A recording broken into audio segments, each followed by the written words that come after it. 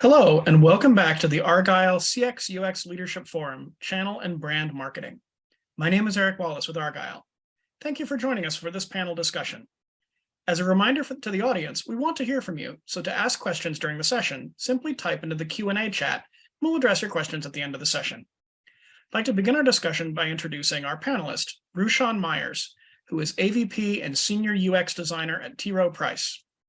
We're excited to have Rushan with us today for a panel discussion called Talent Hunt, Recruiting and Retaining CX and UX Professionals. Welcome, Rushan. Can you please tell us a little bit about your background? Thank you, Eric. Once again, my name is Rushan Myers. I'm a Senior UX Designer at T. Rowe Price.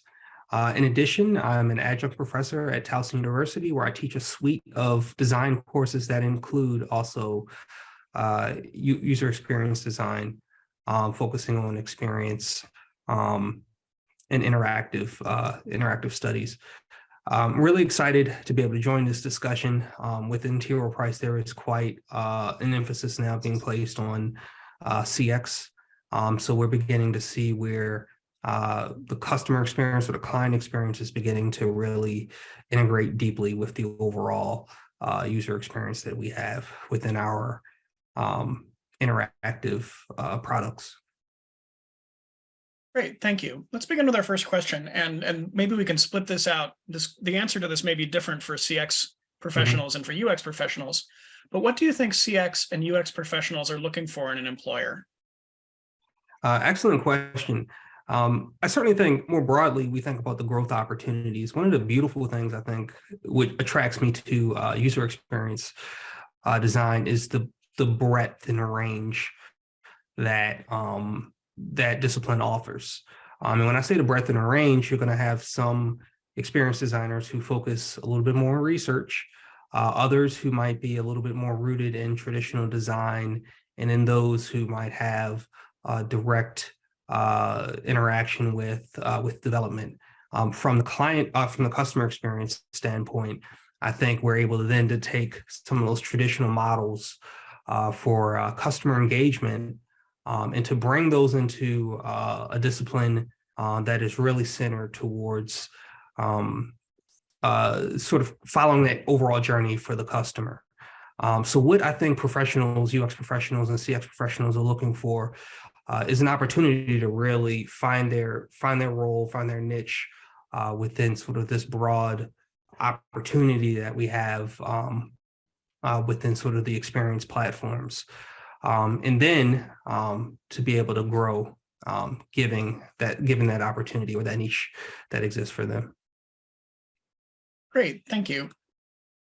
So CX and UX skills are in high demand. So what are some things that CX, UX, and recruiting leaders can do to attract candidates with skills that may be scarce? Well, that's a really great question. And I kind of go back to finding, not necessarily making the discipline one size fits all. So really targeting and understanding what are the strengths of that CX or that UX professional. If they're really truly rooted in research, or if they're rooted in the ability to do social science of, whether it be conducting surveys, things of that nature, really allowing them to work within that strength. Likewise, also, if they're a little bit more visual and good at artifact development, whether it be creating journeys or creating wireframes or wire flows or flow diagrams, really positioning people where their strengths are. So I believe in the model of not necessarily fitting people into a box, but there's such a range that we can meet experienced professionals and to properly use their skills. Thank you. Next question is, a lot of CX and UX talent are skilled networkers who don't need to read through job boards to find new opportunities for themselves. What are some ways that people can get CX and UX job opportunities out in front of CX and UX talent? That's a great question. I really do believe that if we're going beyond the job board, it's sort of that organic relationship building. If you're a part of organizations or a part of networks, allowing those opportunities to be presented, sort of word of mouth, uh, can help surface. Other ways is being creative, posting job opportunities within social media platforms. If you are in HR, a lot of opportunities I might see might be on my stories or on my feed, just sort of through that organic social networking. Twitter, I see a lot of high-ranking UX professionals posting opportunities on Twitter. Now, most recently, the tech industry saw a pretty sizable layoff. One of the unique opportunities we see with that, and we might get into that a little bit further later, is that smaller companies were then able to attract, or at least make the pitch for taking some of those talents, which might have been otherwise not obtainable, but now they have an opportunity to maybe draw top talent towards a smaller company. So I think that it's going beyond a job board. It's a little bit more of an organic process, just working with your smaller networks that are available to you. Great, thank you.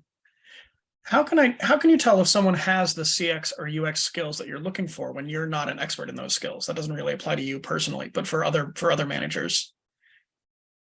Yeah, I think that really, I believe if we start to segment and think about skill buckets within customer experience or user experience, we then can find where people fit. So one of the mistakes I think we often make is that we sort of kind of have a very broad overview of UX, and kind of where a lot of people can fit into that category, there almost seems to be subcategories. So I think familiarizing yourself with the importance of research, familiarizing yourself with the visual artifacts that can be created, familiarizing ourselves with the development process and how the user experience begins to intersect with development, with the development process, or even how the customer experience from a perspective of the journey and the architecture, how that can feed into development. Once you start to understand those individual disciplines, I think that you'll figure out where people fit. So that, it's like I said, it's a broad industry, but I think that that's one of the wonderful elements of getting into UX, is that it really serves an opportunity for people who are coming from different backgrounds, whether it's, all right, I have a marketing background, or I do have a research background. It's not, exclusive to just one primary discipline. What are some negotiating techniques that are helpful when you need the candidate to take the job more than the candidate needs the job with your company? This is probably the eternal question. I think it's really for companies to be upfront. Certainly there's a lot of people are going to look for the proper salary range. And also I think for today, companies that are able to provide candidates with the flexibility for UX, a lot of people can do that job remote. And in many instances, the opportunity to be remote or having that flexibility to work in a hybrid fashion might be more beneficial for UX or CX professionals, particularly given the need for collaboration. So I think that certainly proper comp, but also having needed flexibility within a digital market that we're all working within today. What are some guidelines for writing clear and persuasive job descriptions? This is a great question. And I think really honing in on what it is that you need in particular from that professional, really honing in on, hey, we need someone whose skills are rooted in research. We need someone who has a clear understanding of how to follow the journey, the customer's journey from the initial entry point all the way into that sort of sustaining cyclical way of retaining our users or retaining our customers. So really truly targeting what you need. So the mistake might be, we need and I kind of keep going back to broad, we need sort of like the jack of all trades UX designer or CX designer or CX specialist rather. But rather, I would say start targeting very clearly what are those skills and that role that you need, sort of segmenting those roles a little bit more than sort of maybe a kind of broad brush approach. Thank you. So this is a totally different topic. What do we mean when we talk about company culture, when you're trying to get your company culture across to potential candidates? I think it's great. I would definitely say values. And for me, I mean, I'm happy. I'm very proud to say I'm a member of T. Rowe Price, who has an amazing culture that is very much geared towards providing resources and services for their employees. So for me, it's like really, truly, what are the values of the company? Right now, I can speak for, T. Rowe Price, where we are focusing on diversity, equity, and inclusion. We're probably going to get into that a little bit more in our discussion. But having a really very deliberate and heartfelt effort to make sure that you are creating an environment that is open and inclusive, that reflects the broad tapestry of who we are as a country.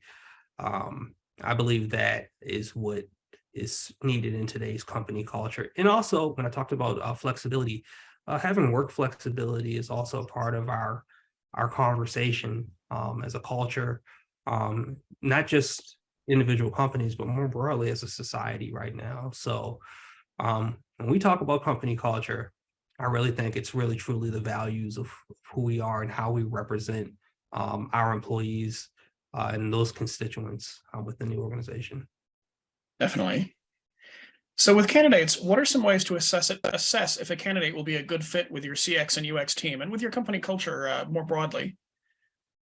This is a very great question. And this is probably one of the trickier things. I think from my personal perspective, truly understanding what is it that the potential candidate is looking for, like what are their passions, where do they fit, and not making sure that individuals aren't misaligned. And quite often, we might be able to place someone in who might take that position, but they really have a passion for something else. I think really trying to just get to the source of what it is that they truly are looking for, and then that can help determine if they're a good fit. From a culture standpoint, I think it helps to have multiple rounds of interviews. And even those, we could talk about having, maybe 4 or 5, even 6 interviews, or just interviewing a lot of people within your organization at different levels. I think one of the mistakes we could make is maybe having higher level management be the only individuals to interview someone and not necessarily allowing other individuals who actually maybe are kind of foot soldiers on the ground and performing the day-to-day operations of the job to meet with candidates as well. The more eyes you get on a candidate, the more opportunity you get to kind of validate the strengths or the weaknesses of that candidate from a more holistic opportunity. I think that ultimately relates back to culture. The more inclusive we are in terms of allowing our teams and our staff to be able to contribute to the hiring process, then I think that we sort of help, we net out at a better place in terms of looking at potential candidates. Definitely. Thank you. So what can leaders do to retain the CX UX professionals once they've been hired? Once again, great question. I think for leaders, it probably would be allowing that discipline to remain, to be malleable. Within the industry, particularly within tech, things move so rapidly. New technology, new tools that we can use. We're constantly evolving and adapting on the basis of opportunities we have to be more efficient, for example. So I would say being sort of open to evolution within those roles, I think allows leaders to sort of help those professionals grow within that space and within that discipline. And also, I would say, sort of keeping looking at CX and UX as truly a cross-disciplinary profession, where individuals, you might even have individuals within your team. They might be a little bit more focused on marketing or digital marketing and have a keen understanding of SEO, things of that nature, and they might ultimately start to fit in, woven into the UX process. I particularly see UX, while you have individuals who might have UX in their title, for example, I see UX as being something that within the organization, probably everyone needs to be aware of, from a customer experience standpoint and from a user experience standpoint. Now, this also depends on the industry that you're in. If you're in a very transactional industry, let's say you're working in e-commerce and your customer base is it's a very transactional, purchase-oriented industry, you're probably going to have a little bit of a different flow in terms of customer experience and how that relates to the overall journey that your customers are going to take. But if you're in a industry that might be a little bit less transactional, such as, let's say, healthcare, maybe even higher education, right? There is a client or customer experience that there's a journey that they're going to follow, and that does impact the digital tools and the experience that they're going to have. But it's going to be a little bit of a different flow. So I think that for different industries, leaders just need to kind of remain sort of open and malleable to the opportunities that exist within that field. So at the risk of depending on a cliche here, is the Great Resignation over, at least in the context of recruiting for CX and UX talent? That's a great question. I think that it's kind of hard to say. I mean, circumstances obviously are going to dictate. Right now, we might have saw there was a very strong demand for hiring, even during the pandemic, where you had a lot of companies that were staffing up, and certainly within our country, there were discussions about sort of not having enough talent to fill the roles and positions that were available. Now we find ourselves in a situation where we're seeing layoffs potentially because of economic slowdown, where there's a threat of a recession potentially in 2023 if we're not in a sort of the early days of a recession right now. So the market maybe dictates whether or not the Great Resignation is over. I think for customer experience and user experience talent, I would say that you're continuing to see more people pivoting towards that discipline. And I think that once again, it's broad enough that, if you are maybe in a different discipline, if you're focusing a little bit more on marketing, or even let's say you're a front-end developer and you have an understanding of how to build and architect and construct sites, but you want to get a little bit more into the planning and decision-making process of how to properly target the experience towards certain users, then you might be able to transition into that field. So I think there's an opportunity for those who might not firmly be in CX or UX to sort of jump in. So market is going to dictate it a bit, but I remain optimistic about growth in the industry. That's good to hear. Thank you. So when you're recruiting for CX and UX talent, how do you structure your recruiting process? Oh man, this is great. I think there's two different ways you can fish. You can cast your rod into the water. You can cast a net. And certainly casting the rod might be a little bit more targeted. But I like to cast that net, see what type of bites you're able to get, how many the sort of the talent base that is availing itself to you. And from there, you can then refine, be decisive about how you want to attract talent. You can certainly use networking platforms such as LinkedIn. It's always great. Also looking within your own employee base to recommend, hey, we have an opening. Can you use your social media account to get the word out? and then looking at other networking opportunities, whether it's local job boards. I often would see within certain, I'm in the Baltimore, DC area, and certain organizations I might be a part of might have a job board where they post opportunities, things of that nature. So I think that structuring your recruiting, certainly using the platforms that are available to us that are very common, but also tapping into that talent base that you have within your organization to help spread the word as well. Great, thank you. So once you've recruited people, how do you structure your interviewing process for CX and UX talent? That's a great question.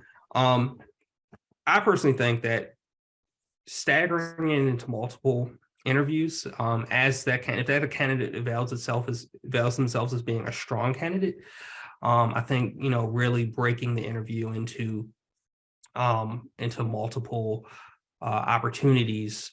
I think that puts a little bit less stress on both the individual being interviewed as well as the team. As I mentioned before, it gives you an opportunity to get different employees to kind of weigh in on the process, to make the process a little bit more inclusive. And I also think that having themes for your interview, maybe the first interview that is a technical interview, and you're really getting the sense for their understanding of the subject matter technically, whereas the second interview might be a little bit more based on culture, and you want to get a sense for, does this individual fit in with the company culture? And then if they're doing a good job, you continue to allow them to present themselves. And I think once a person probably gets a feel, hey, this is probably the third or fourth interview, they're probably going to get a sense that, I might be doing pretty well in this opportunity. It might present itself because the company probably wouldn't invest this much time. So I think that some people might think, oh, a lot of interviews seems daunting, but I think that it actually provides transparency both for the company as well as for the candidate as well. I like the idea of themed interviews. That's a really cool idea. So during your interview, what questions do CX and UX professionals typically ask during the interview? That's great. I think that for me, I like to know where that individual's strengths lie. So you're going to probably target those questions towards those individual skill sets. So if it's CX, you might want to get a sense, all right, do they have a marketing background? Do they understand customer engagement, client engagement? Do they even have a sales background? They might not necessarily be coming to the opportunity from a raw technical standpoint in terms of they're great at building journeys or things of that nature. They might really have a firm understanding of how to engage with customers and how to sort of parse or synthesize the information that they get in doing that form of engagement. For the UX professionals, I would then lean a little bit more towards those hard skills of, can they create, are they more, or are they inclined for research? If they're more visual, are they able to use the tools? Are they familiar with Adobe Creative Suite? Can they use Figma or Sketch, things of that nature? Do they have a traditional design background or background in interactive media of some sort? So really kind of getting to an understanding of what those hard skills are, what they bring to the table, what their passions are.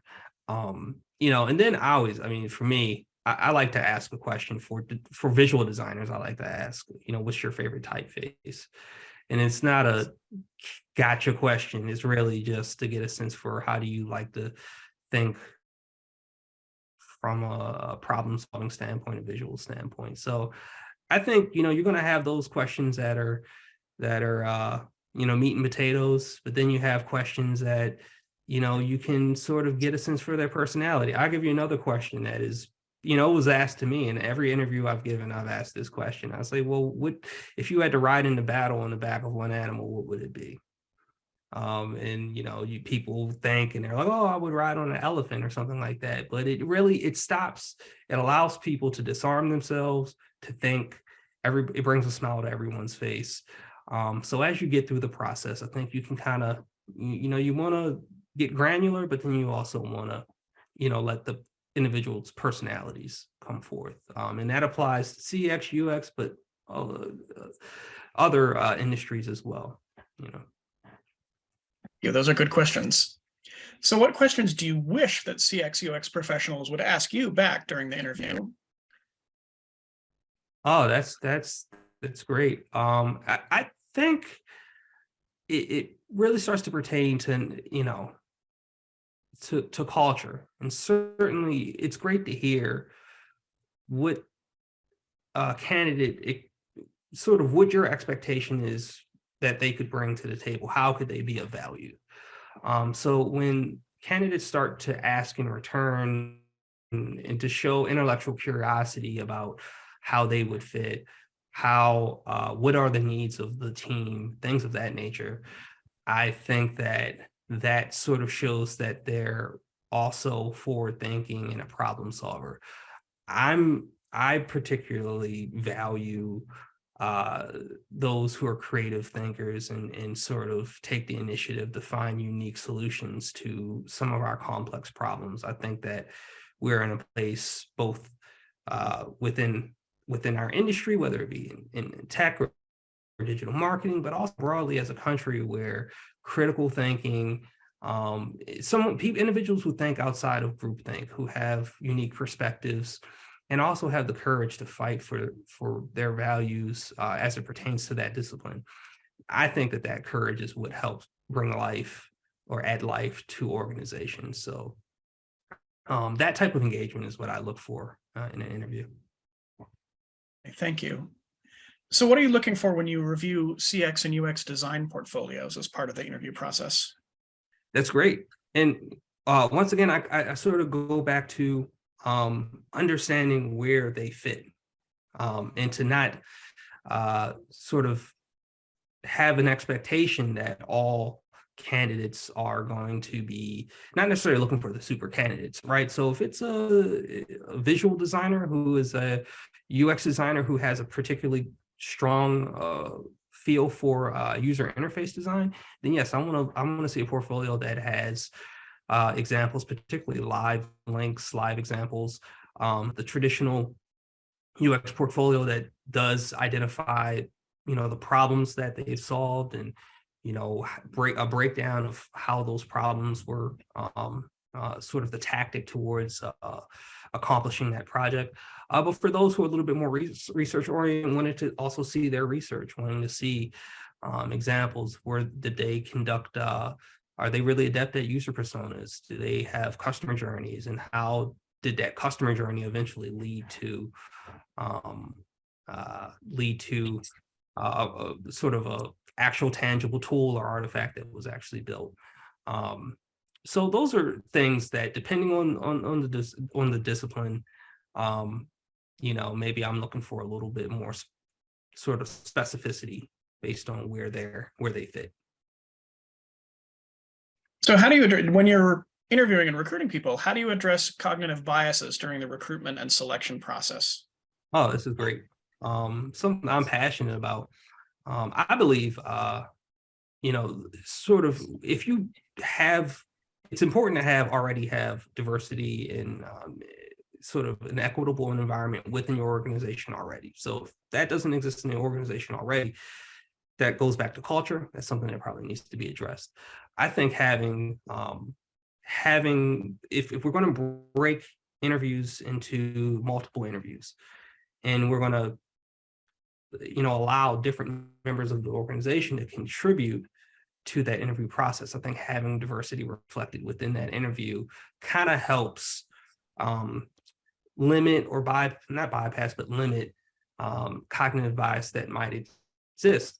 I think it's also important that we can be humble about the idea that, we all have biases, and that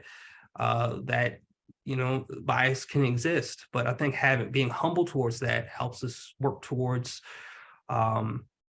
sort of reimagining and redesigning environments that reflect our evolving different demographic within our nation and also within a lot of our companies. And when I talk about that, I'm speaking broadly about gender, about having racial diversity, diversity and inclusion with regards to sexual orientation, things of that nature. I think having that melting pot allows us within the interview process, allows us to potentially select the strongest candidates available. So I think this is a really important question, and I think it's a work in progress for us all. I'm really encouraged to see the direction that we're going within, particularly within the industry, to make sure that we're mitigating some of the problems that exist around this. Thank you. So what have you found is the main reason that CX and UX professionals leave their jobs? I think that it's about growth opportunities. And when I say growth, I really mean, growth isn't necessarily just upward mobility, but it's also, do those professionals have the opportunity to expand their skill set, consistent with how the industry from external standpoint continues to evolve. So not necessarily getting people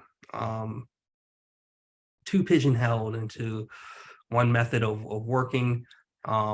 Also, increasing collaboration can help with this as well. More collaborative environments allow individuals to then work more creatively and to express themselves in different ways in terms of how they're solving the problems before them. Also, when you think about compensation, just making sure that we're compensating individuals consistent with what their market value is. Obviously, the market value is depending on maybe the region that they're in, which particularly challenging might be, organizations that might be sort of rooted in a traditional model of in-office work. You're going to base potentially compensation on that particular region, but then professionals might have an opportunity to work remote somewhere else and maybe work at a higher salary range, or at least try to attract a higher salary range. So I think organizations just sort of need to kind of keep their ear to the ground in terms of the importance of flexibility, but then also recognizing, what that true market value is for these professionals. Experience certainly is a strong factor as well. Thank you. So have you found that CX and UX professionals are flight risks once they've been hired, and how do you reduce that flight risk? Ooh, this is a tough one. I don't know if CX or UX professionals are necessarily a flight risk. I think that retention is maybe a challenge at this particular time, just given the opportunities where talent has to work. And I go back to the opportunity for remote work or hybrid work. That job flexibility is something that is in high demand for employees. I think that so I think if a company has a strong culture and they have a compelling reason to allow their talent to remain within the fold, I think you'll see retention can be addressed. So it really does come back to culture, and then also the overall benefit package that we're affording our candidates as a whole. Great, thank you. So at T. Rowe Price and in your business, do you use CX and UX internships or apprenticeships? Great question. We do use apprenticeships, and T. Rowe actually has a great internship program. But the internship program that we have is, and I like the way it's structured because it's a little bit less discipline focused, and it's a little bit more focused on getting opportunities for young talent who are probably about to enter into the workforce full time, getting them opportunity to work within financial services more broadly. and giving them maybe a little bit of a taste of different disciplines and different segments of the business. So while we will bring in interns, I think that those interns are going to get opportunity to touch different parts of the business and not necessarily be so focused towards just one discipline. With that being said, I was very fortunate early in my career to get very discipline focused internships. I started out more traditionally as a web designer or interactive designer, and I was able to focus in on that discipline very specifically. But I like the idea of more broadly being able to see how a business works and operates, and that I think might be a little bit more rewarding for young candidates. Thank you. So I'd like to change our focus a little bit onto audience Q&A. Just as a reminder, audience members can still enter questions. And now we're going to review some of the questions that have come through. The first one is, we are struggling to retain our CX and UX talent. No one sticks around for very long. Do you have any advice for us? I would just say maybe the advice would be if you can make sure that you're conducting exit interviews, take those exit interviews very serious, because that might give you some insight in terms of the emotion of why individuals might decide to leave. I would say and I'll go out on a limb, I think a lot of people end up taking new opportunities on the basis of need. So if we can address what those needs are, understanding from an emotional standpoint, what candidates, just get into the source of what sort of makes them happy in a way. I think that can help allow you to refine the process so that you can sort of target change in that type of way. Great, thank you. So the next question is, how do you think the job market for CX and UX talent is going to evolve over the next year or two?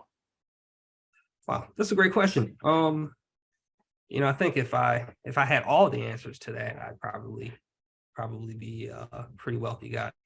But what I would say is, I think that we're going to continue to have a cross-disciplinary approach to CX and UX. I think that you're going to have more people of different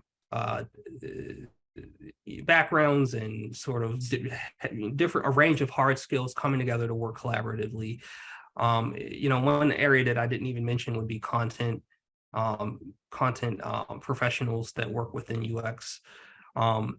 If you're a writer, if you're a traditional designer, if you're maybe more technical or developer, if you are, as I mentioned before, a marketer, we're all living under this UX umbrella.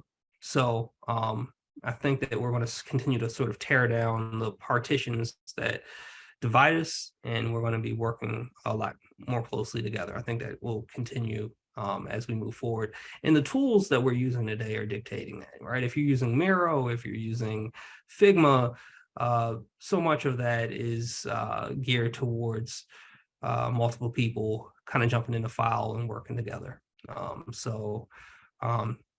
They're certainly within the process, right? Within that process, we can bake in ways of making sure that we are allowing people to sort of be the subject matter expertise as within that section of the project. But we're definitely all working together. So. Great, thank you. And our what I think is our final question for the day: what's the biggest mistake you've seen companies make in recruiting CX and UX talent, and how did they get past it? I think the biggest mistake that I see is the one-size-fits-all model, and you end up bringing in, maybe not really understanding truly, well, what is your need? So you might bring in someone who's great at research, really great at research, and they spot on with it, but you kind of need like hard, you need wireframes, you need design artifacts. That might not be their strength. Another area might be, the designer might be really great at, the traditional visual design skills that you might be really adept at, sort of front-end development or something that is a little bit more like a UX developer. But if you need them to lead a workshop, there might not be necessarily their strength. So I really think that targeting very closely, like what is it that we need? Oh, we need somebody who's really an SEO specialist, who really has an understanding upfront of the overall customer journey or customer engagement, things of that nature. Maybe they're a little bit, maybe the role is just custom crafted towards those skills. So I think really understanding what it is that you need and then hiring someone to fit that need. Great. Thank you for this insightful panel discussion. And I want to thank everyone in the audience for joining us today for this excellent session. This session, along with all of today's content, will be available on demand following the event. Thanks very much and have a good rest of your day.